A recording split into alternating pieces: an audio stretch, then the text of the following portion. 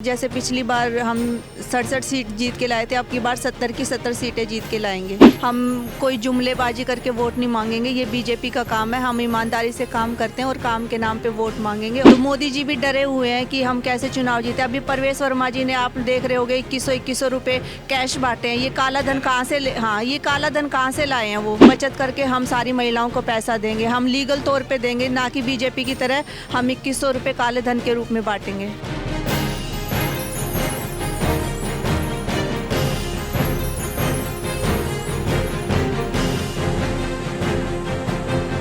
नमस्कार, मैं चिराग जैन और आप देख रहे हैं सौगंध टीवी।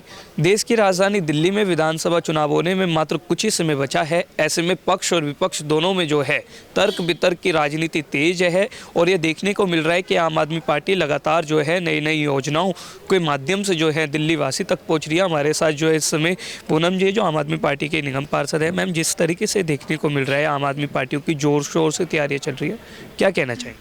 देखिए, पार्टी अपने ज़ोर शोर से लगी हुई है और हम लोग मेहनत कर रहे हैं। और जैसे पिछली बार हम 67 सीट जीत के लाए थे, अब की बार 70 की 70 सीटें जीत के लाएंगे। 70 के 70? बिल्कुल।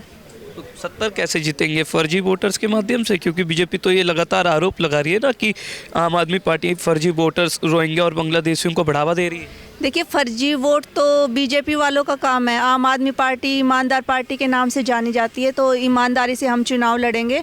हमने लोगों के लिए काम किया है, तो लोगों काम के बिहाफ पे हम वोट मांगेंगे।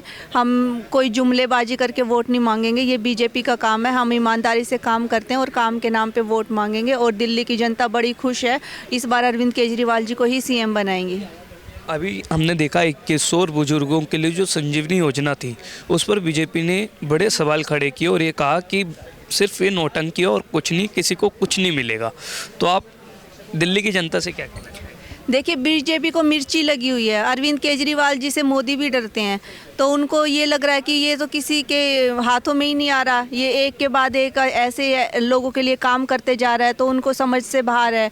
तो मोदी जी भी डरे हुए हैं कि हम कैसे चुनाव जीते। अभी परवेश वर्मा जी ने, आप देख रहे होगे, 2100 रुपये कैश बांटे हैं। ये काला धन कहाँ से ये काला धन कहाँ से लाए हैं? वो इसका जवाब हमें भी चाहिए और दिल्ली की जनता को चाहिए कि काला धन कहाँ से लाए हैं, जो ऐसे इतने उनके पास पैसे आए हुए हैं और बांट रहे हैं।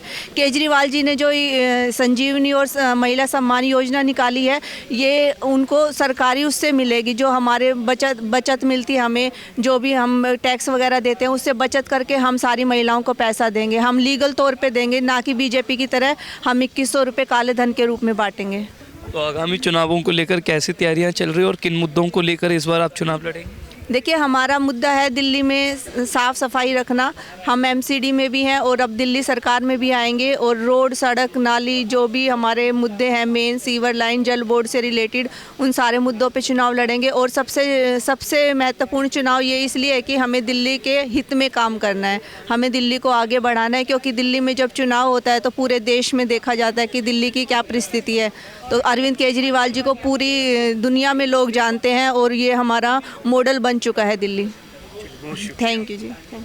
तो हमारे साथ थे आम आदमी पार्टी के निगम पार्षद पूनम, जिन्होंने साफ तौर पर कहा कि इस बार हम दिल्ली में सर्वांगीण विकास के मुद्दों को लेकर जाएंगे और जिसको जो वादा किया है, चाहे 2100 या बुजुर्गों के लिए संजीवनी योजनाओं या लेटेस्टली पुजारियों और ग्रंथियों के लिए जो 18,000 रुपये मासिक वेतन देने की बात की गई है, वो सब हम जो है लोगों तक पहुँचाएंगे। अब देखना होगा जब चुनाव नज़दीक आते जा रहे हैं तब क्या होता है। वीडियो जर्नलिस्ट गौरव के साथ चिराग जैन, सौगंध टीवी, दिल्ली। आप देख रहे हैं सौगंध टीवी, सौगंध वतन की।